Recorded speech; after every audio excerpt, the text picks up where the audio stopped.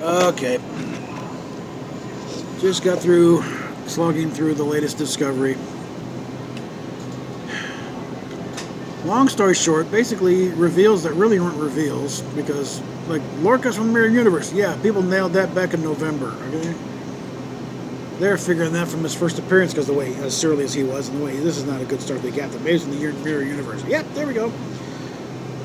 And some details about Vok turning into ash, and it's like they don't think about it too long because it really makes no sense. There's certainly better ways to create a sleeper agent than this Frankenstein material thing, and if you think too hard, it's like that wouldn't work in any stretch of the imagination, guys. And Michael Burnham cannot catch a break in any universe. She's the orphan no matter what, either raised by Sarek or raised by Giorgio. Stamets came back, and his boyfriend is still dead. Just got a little visit from his ghost that tried pointing in the right direction. I don't know if we're ever going to see the Defiant. It's probably better if they don't, because hopefully someone realizes there is no winning from that one. Especially if they go with that wireframe thing, because it's like nope. They're already in that territory anyway. With everything else they've shown so far, they showed the Defiant, distorted and bent up, and I would bet they'd also make it about the size of the Galactica, because scale-wise, thanks to Eagle Moss showing on the Shenzhou is about the size of the Excelsior, and the Discovery is longer than the Enterprise E, so they can't really back down from that and show the Constitution is a piddly little 947 feet long. It's supposed to be the most advanced ship out there, and it's a dinky little thing. So yeah, they got themselves in a corner. They have to make the thing ginormous. And still translate. See, it's Prime Universe. No, that's not the Defiant. The Defiant wasn't nearly that big. Try again. Again, nothing is going to save this show from being relegated as an alternate Elseworlds type story, short of Q showing up. Well, that's long enough. And whoop, and everyone's in pilot style uniforms, and the Discovery is looks more like the Constellation pre-Planet Eater. And then the conclusion would be this has been a big colossal waste of time and money, since they're right back where they should have started in the first place. So the only reason to watch this thing at this point is really just the slow motion train wreck. You want to see how it all ends up. You want to see the bodies pile up.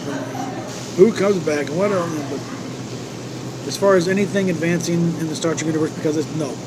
Because there's no way they can legitimately claim that this is prime Star Trek here, because it doesn't match anywhere, any shape or form.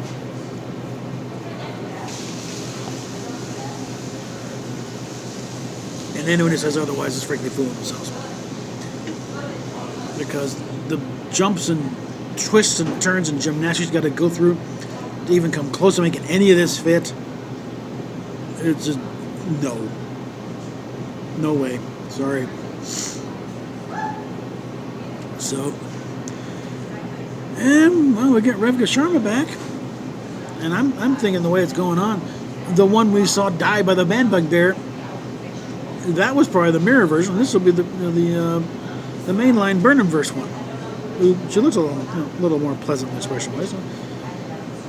So apparently there's some transmissions. We may even see the Prime Universe Lorca. You never know. Because, again, two operative phrases for this show. They didn't think things through, and they're about too clever by half in certain aspects of it. It's turned into basically a big glorified fan film made by people who are not diehard fans. And this is what you get. You get a mishmash that nothing works.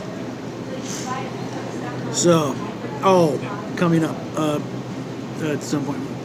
And it's going to take some editing, so it'll be a while before this is up. But a little response to John Campia's thing about, on his podcast recently about should Star Wars start looking past using relying on the original fans.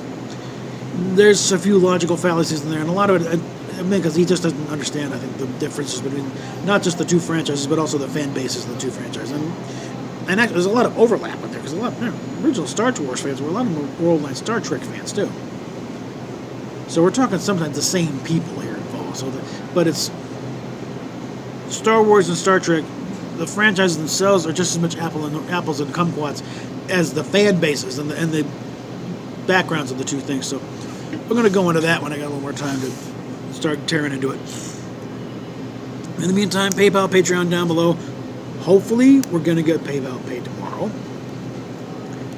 If not, we're going to be right back here pleading for lunch money. But also, some good news from back in Virginia.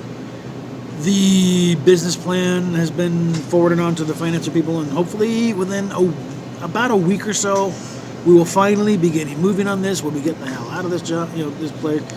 Get the van working. We'll get on the road, and then within a couple months after that, we'll be down to Florida, setting up shop and getting them more permanent.